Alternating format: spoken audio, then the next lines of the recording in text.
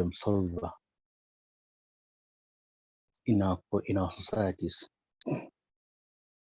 Now we have those photographs, there are those pictures there. So those pictures introduce us to the concept of problem solvers. Now, majorly, we can maybe say that the person standing in front is trying to solve a problem among people, and they are listening to him. So you can see how excited they are. So we are taking our discussion to this level. Now, look at that drawing there. The drawing says that, hello, I am a problem solver. So we explore, we find out what features do problem solvers who are good have, and which kind of problems people solve. Now, a problem sometimes people that solve include problems of, say, for example, family issues which deals with the land question, land conflicts, marriage issues, the question of the question of lack of finances, the question of biasness,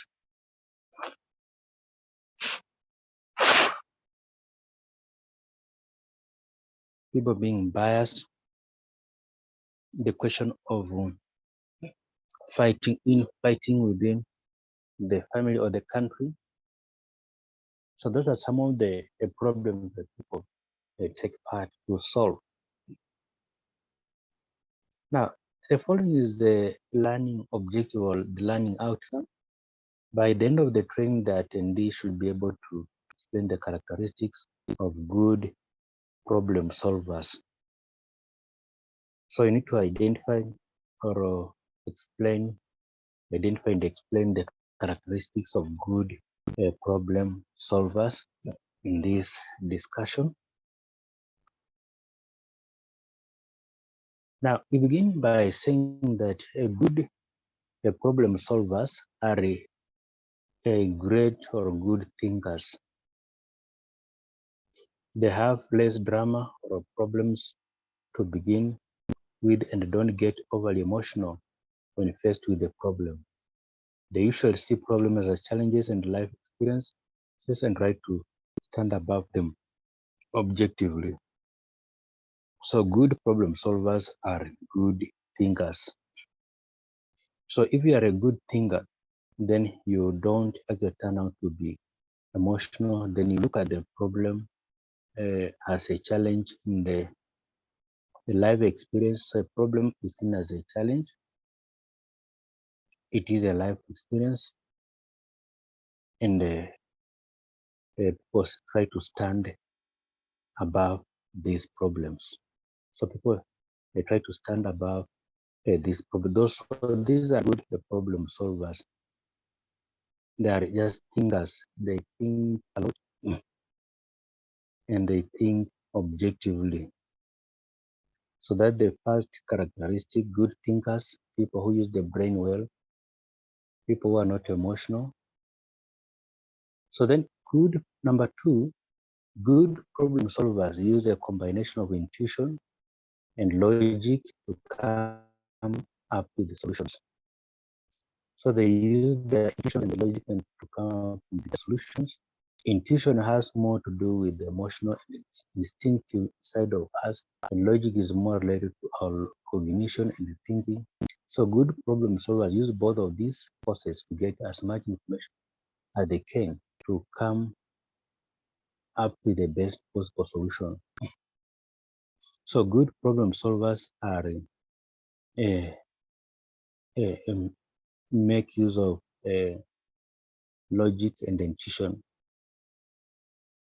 They have said that logic has to do with more than emotional and the instinctive side. So it's more intuition has to do with the emotional part of your mind being, but logic is more related to our cognition and thinking. So logic is about thinking, and that's why people need to use this skill to turn out to be good problem solvers. Then number 3, good problem solvers have reasonable expectations. So whenever you are solving a problem, then think of the expectations. What do you expect from the issue? What do you expect from what you are dealing, what you are working with? So you expect what we call a reasonable expectation. So good problem solvers have reasonable expectations as to what the solution will be. They understand that there are many elements of affecting a situation, and that idealistic ways of thinking and going about solving a problem will be counterproductive. So there might be issues affecting the situation. There might be things that affect a given aspect of life, but good problem solvers have reasonable expectations. So they don't actually go beyond the expectation, they have reasonable expectations. So that with these reasonable expectations, they think and they go about solving the problem with which will be counterproductive. So they have reasonable expectations. Like say, for example, if somebody lacks school fees,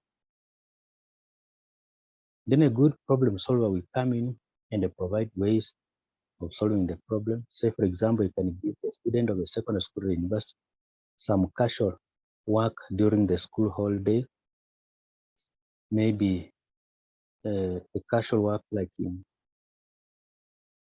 taking care of a home, and pays him some, say, for example, 100 USD, and the fee balance maybe was the fee balance in a school was something like 80 USD.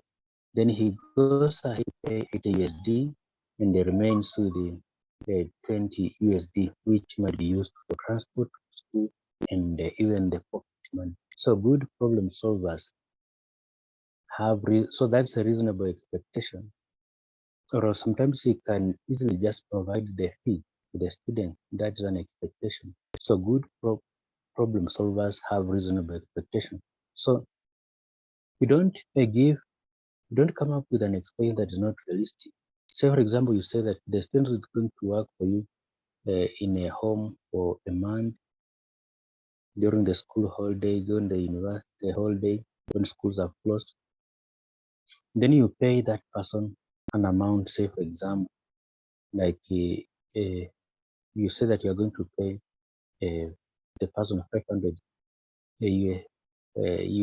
USD. Now it might be possible, and to some extent it's not possible, because in 1 month then paying a casual laborer 500 USD, and your salary is, say, for example, 300 USD, and you don't have another source of finances, or 400 USD. You don't have another source of of finance. You don't have another means that you say that you are going to get money from.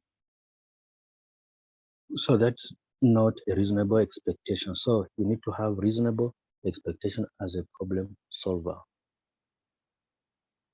So then good problem solvers explore their options. So they explore their options. They have many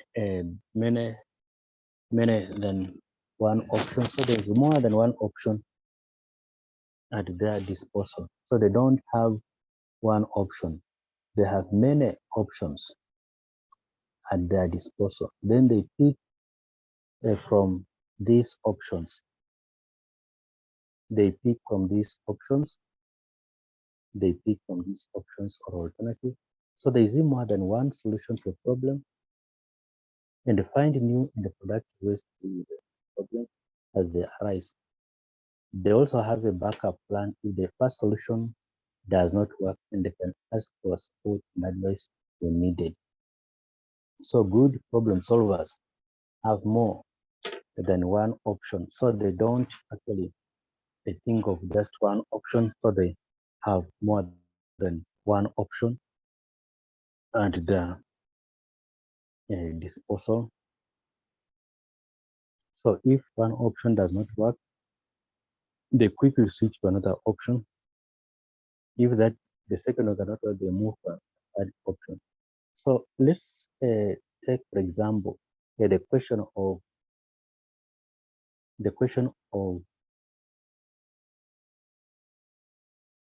of school fees again. So you can provide money,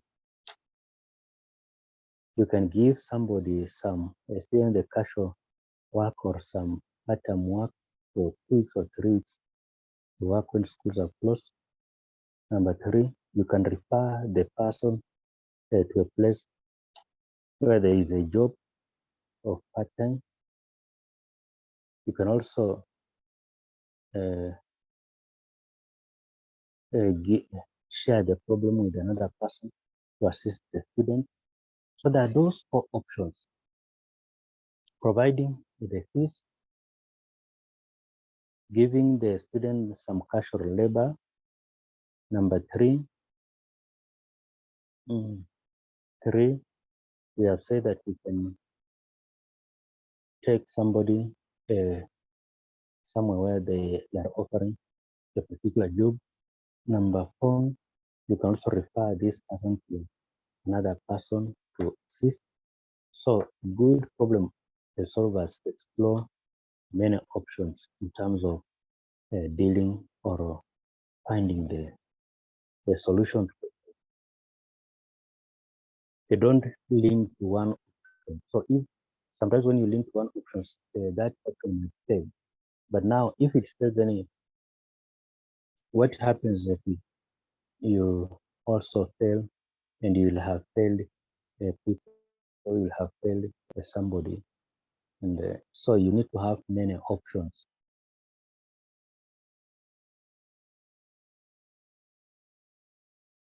So good problem solvers again do what we call prevention more than intervention.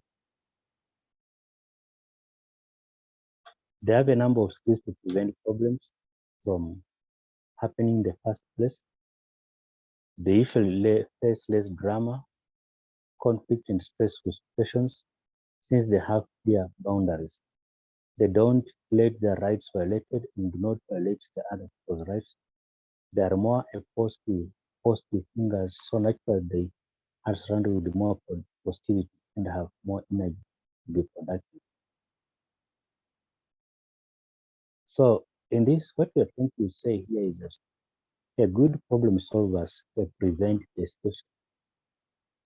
They provide a preventive and they don't intervene. They don't wait for check place of happen, then they start solving the problem. They mostly prevent the problem before it takes good before it happens. So that they do prevention rather than intervention.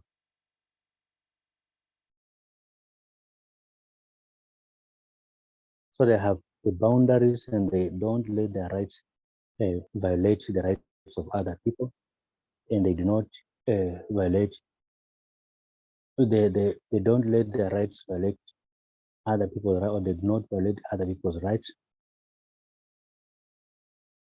They are positive thinkers, so their work is to prevent. They don't actually wait for the issue or the problem to arise when they come in to solve. So they majorly work so hard to prevent the situation, to prevent the scenario, to prevent something that could lead to an issue. So then next is that they don't create problems for others. Good problem solvers don't create problems for others. They understand that to have their problem solved, they can't create problems for others.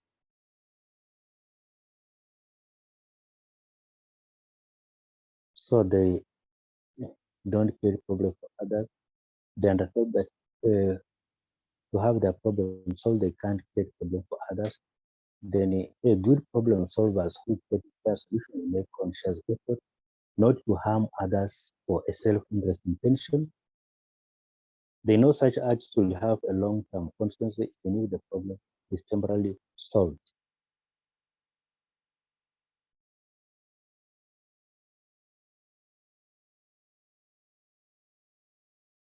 So many a time it is better to not to create a problem than solve a problem. Because sometimes whenever you get a problem, then you solve it. That solution might be temporary.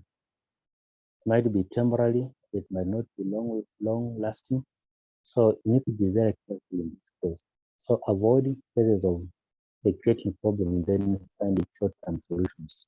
Some short-term solutions are problematic, then are very quick.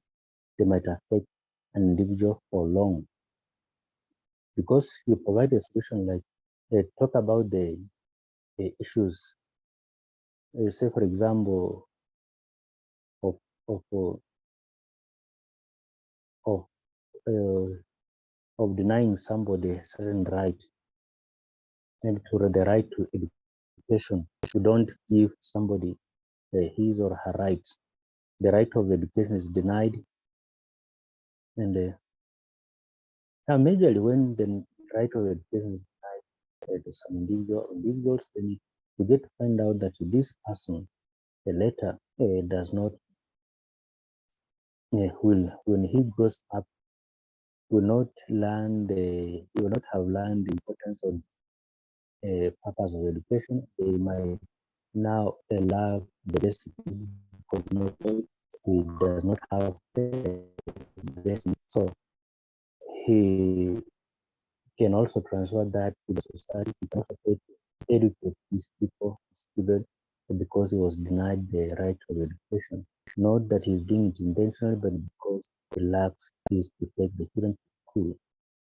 So, and if you reach a point, then you provide a solution. At one point, then you tell this person to go back to school later in life. Then he might be resistant. He might go to school, but he might drop out because of age. He looks at himself as old, an old person. Then he refuses to go back to school. So good problem solvers, they do not create problems for others. They don't. Because they understand that some of these consequences might have short-term solution, which might have lead to long-term consequences, even if the problem is temporarily solved. So you can solve the problem temporarily, but many times you get to understand that the solution might not be lifelong, might not last, and it might even lead to people suffering more than the solution that you had provided. Many times, some of these solutions reach a point and they lose value. So they lose value, and in the long run, then people get to suffer. So you need to be very careful and don't take the problems for others.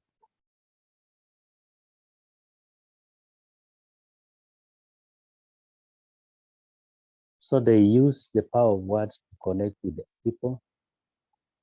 Good problem solvers use the power of words to connect with people. They are social well developed. They find ways to connect with people and try to find happy middle solutions. So they have good communication skills. They have the power of words. They use words to connect with people. They use communication skills to connect with the other people. Then they are social well developed and find ways to connect with the people and they try to find happy middle solutions. So their work is just to use the power of words to find the happy middle solutions. And the happy middle solution is the solution that satisfies the both parties that are maybe fighting. So that's why we are saying that the power of words is well developed just to connect with the people. Their good communication skills help them to socially connect with the other people. And once you connect with other people well, then you get to understand their problem. So it's about connecting the people socially.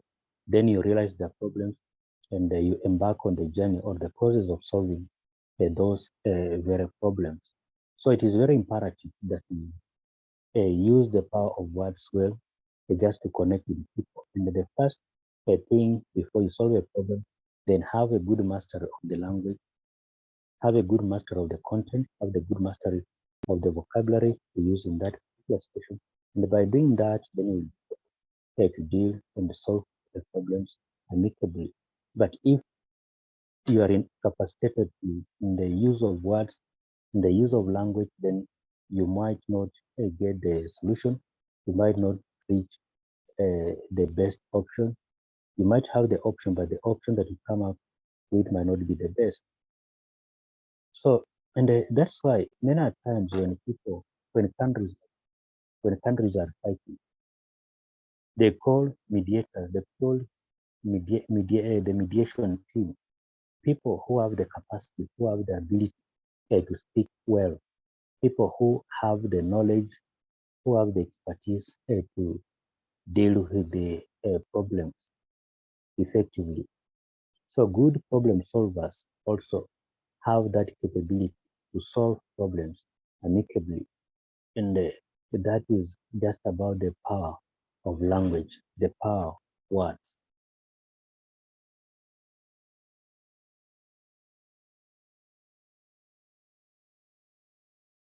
Now, then we also say that good problem solvers don't need to be right all the time.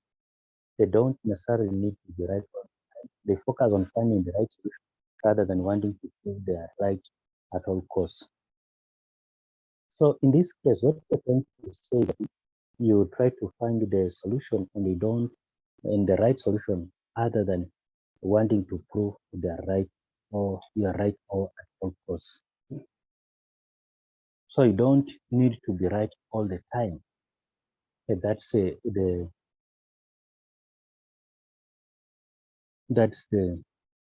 issue at hand. So you don't focus on being right. Your purpose is just to look for the solution, and don't want to look for the solution just to prove something that you are competent and you are skilled. So the focus is to find the solution, then the right solution to the problem, then move away from that. The number next is that they go beyond their own conditioning. They go beyond their own conditioning. So these people go beyond a fixated mindset and open up to new ways of thinking and they explore options. So they open up to new ways of thinking and explore options, new ways of thinking, and they explore the options at hand.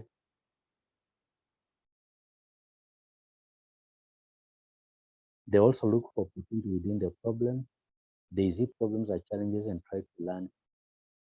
Now, good problem solvers, in this case, what we are trying to do, they learn from the problem. They learn from the issue. They learn from these challenges. They see problems as challenges. They don't see problems as hindrances. They don't see problems as a, a stop, as something that stops them from moving forward. They see these as challenges and they try to make or learn a lesson from these challenges. They don't necessarily look at the problems as setbacks or roadblocks. So these are just normal challenges and they learn lesson from them. They learn a lesson from them.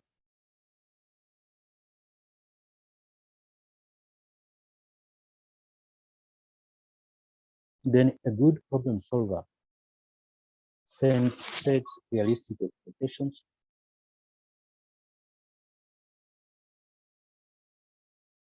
So disappointment are backed when one expects too much.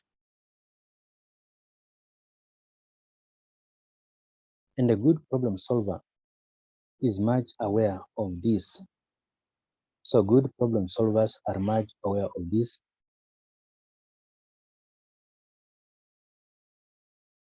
That is why he sets realistic expectations. while he is in the process of solving the problem. Realistic expectations can involve failure in solving the problem. So where the permanent solution was achieved, the temporary one was needed to fill the gap. For the meantime, a good problem solver acknowledges the importance of setting realistic expectations. Now, whenever we talk of realistic expectations, then the focus of the core communication here is that those expectations that can easily be achieved, those expectations that can be easily realized. So good problem solvers, they set the expectations that can easily be realized in the meantime. Sometimes if the solution is long term, then they are keen on realizing that expectation. So they don't set unrealistic expectations. That's what we are trying to state here.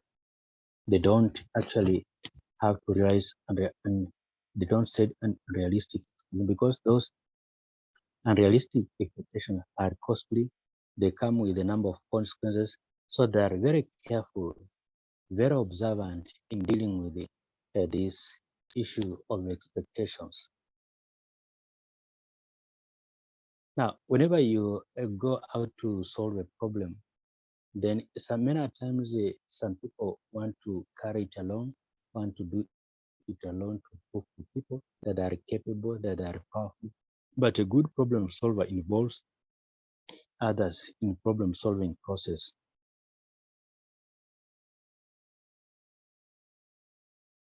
So the no man is an island principle is practiced by a good problem solver. So they don't stand alone. They don't actually fail to involve other people. He acknowledges that in order for him to come up with the best solution to the problem, he needs to welcome the ideas and the input of other people, especially those who are experts in the matter.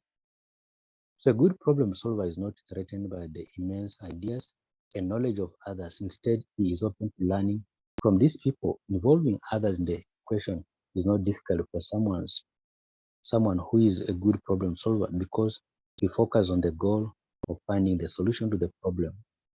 So what you are trying to say here is that good problem solvers go out of their way.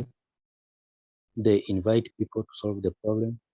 They look at experienced people, people who are knowledgeable, to assist them. He acknowledges these people, and he does not actually look down upon humanity. So then the focus is on the solution uh, rather than uh, rather than what we call the what he gets from the from solving the problem. So that's why they share responsibility with other people. So I want to advise that sometimes when you are faced with a problem, don't ever behave as if you are a super, you are powerful, and you can solve the problem alone. So we are not actually proposing that. Our position here at this level, at this end, is that when you want to be a good problem solver, then you try to involve people, try to tell people to assist where you cannot. So some problems many times in our society have parts or have sections. So you might solve one part clearly, then there is another part in which you are not skilled. You call another person to help or to assist. Another part, the two of you are not skilled or knowledgeable. You call another person. So you involve people in that team. So by involving people in a team, then what basically you'll be doing is helping somebody to get the best out of this process. So you don't stay alone and say that I'll do it alone. You might come up with the wrong option. So then a good problem solvers are able to work under pressure.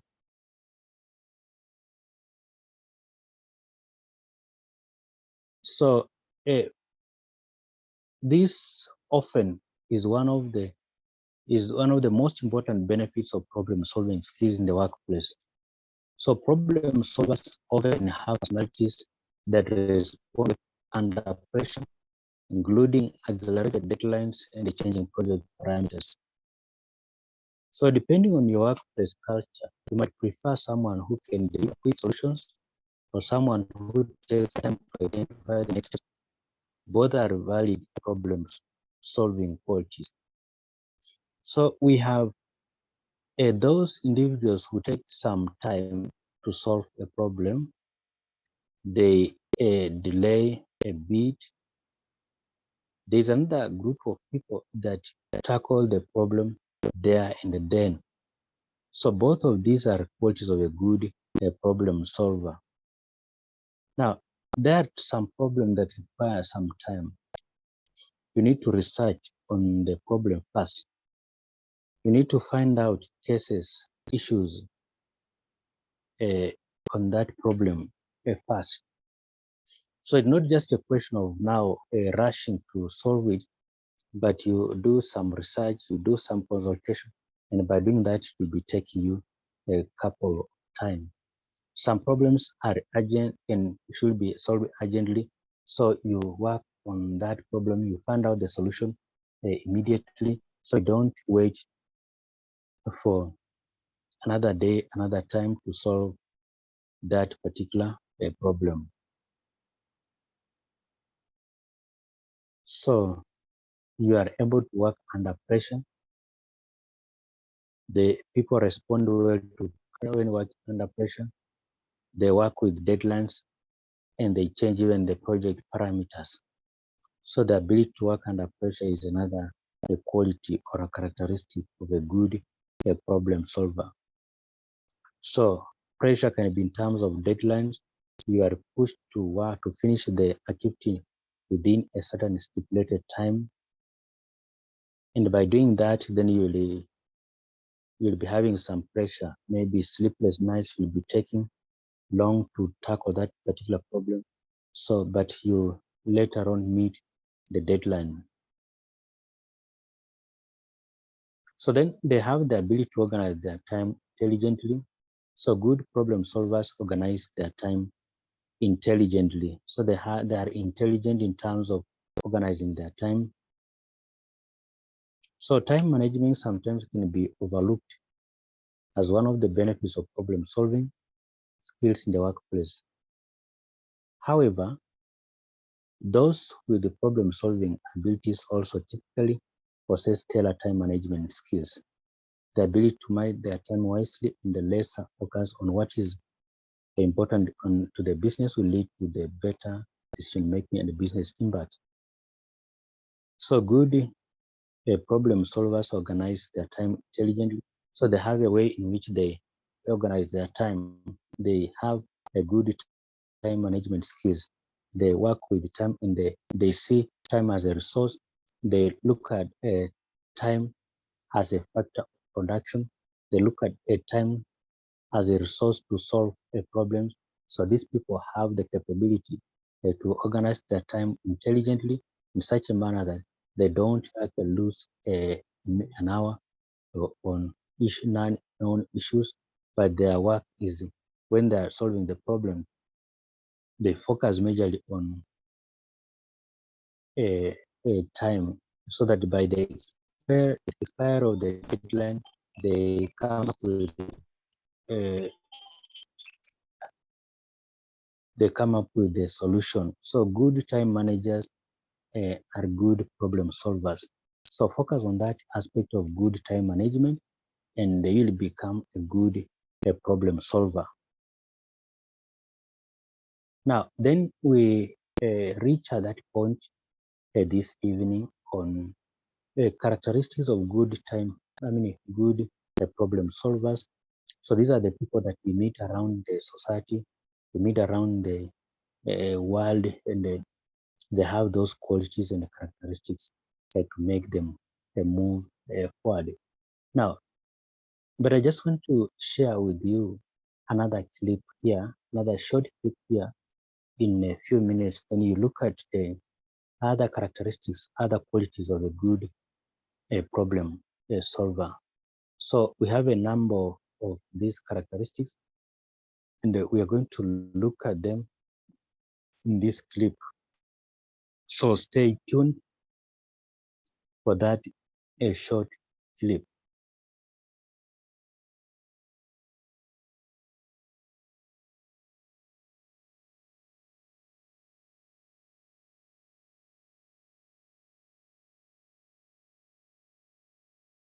Just listen to this clip for some 3 minutes or 4, then we shall be winding up our session this evening.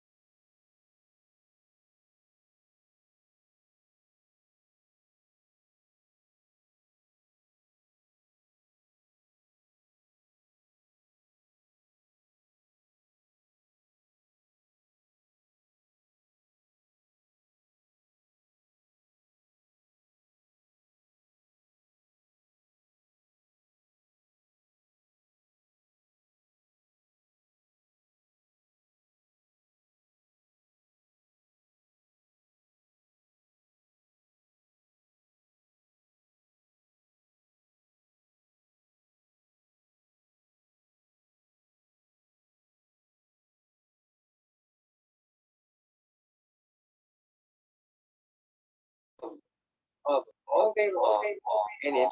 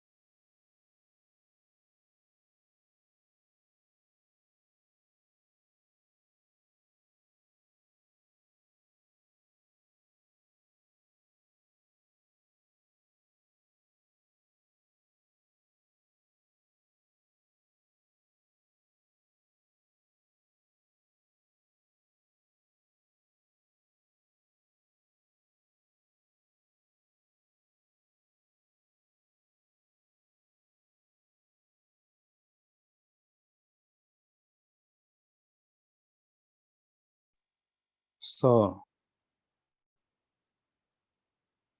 now you have heard from the video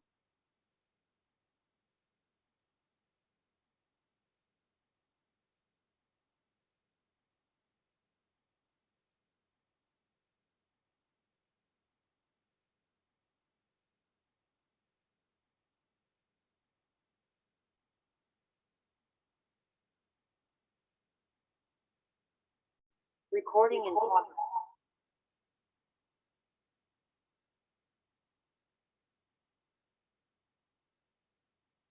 Want to change your future? Take action. Take action now. If you enjoyed this video and feel it was valuable, hello, I'm Brian Tracy, and today I want to talk to you about how to become a better problem solver.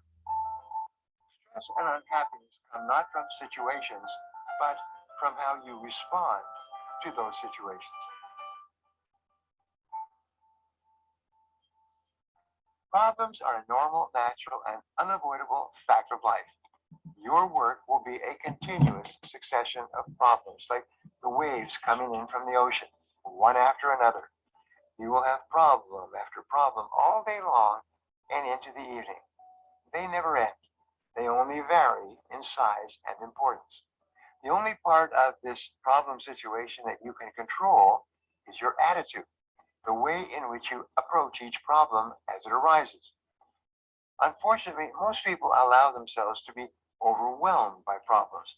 They think and talk continually about who is to blame and why the problem occurred and the possible damage or cost. But this is not helpful. Instead, your job is to be solution oriented and concentrate all your energies on what can be done to solve the problem, whatever it is.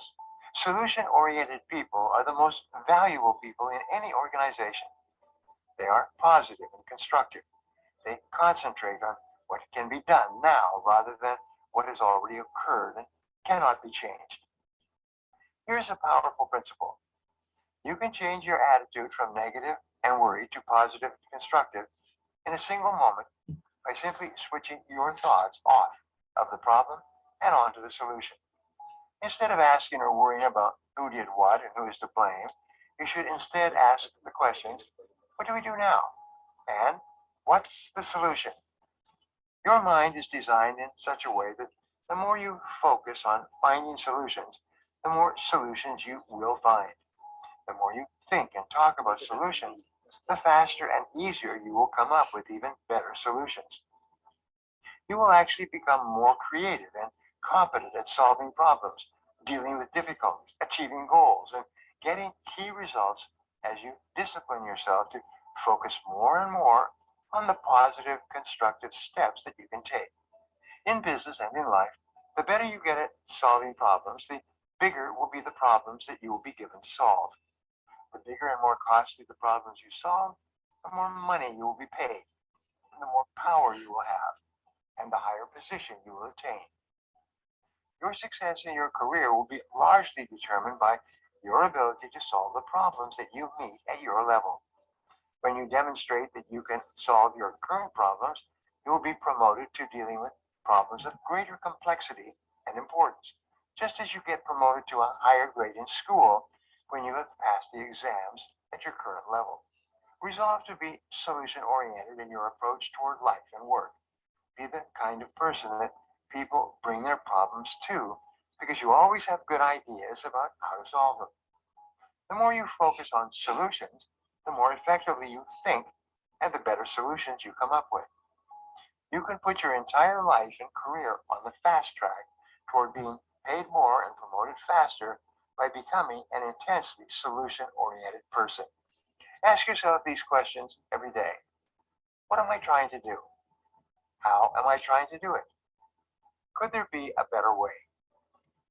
What is the limiting factor or constraint that determines how fast you achieve your most important goal or get your most important result? What one problem, if you solved it, would help you the most to move ahead more rapidly in your career? Write your key problem today at the top of a page in the form of a question. Discipline yourself to write a minimum of 20 answers to this question. Select one of these answers and take action on it immediately. Think in terms of solutions for the rest of your career. Now, I'd love to hear from you. So my question today is, what is one solution to a problem that you have been struggling with? Leave a comment below, and I'll be sure to follow up with you. Thanks for watching, and remember,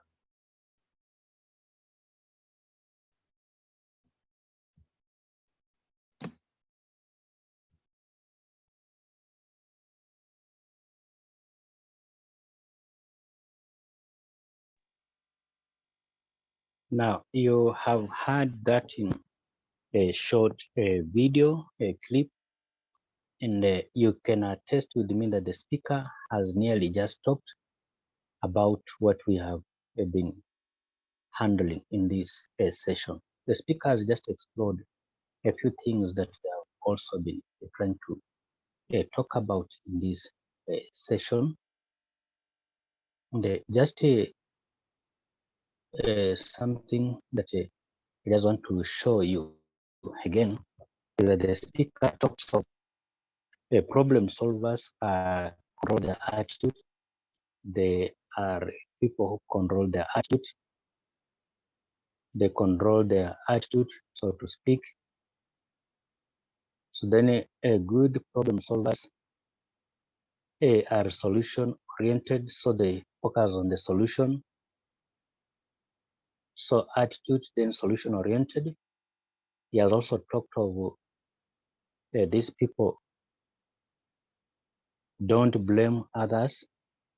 There is no blame game to other people. So then they also think effectively. So the thoughts are also key. They think effectively. They have many answers, solutions to problems. Then he has also talked about the benefits of being good problem solvers. So one benefit is that it helps to, it leads to job opportunities. You can make more money. You can connect with the people easily.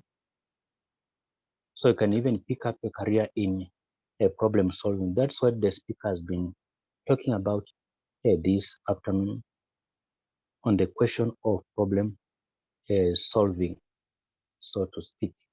So we wrap up at that point, then we pick up at another time.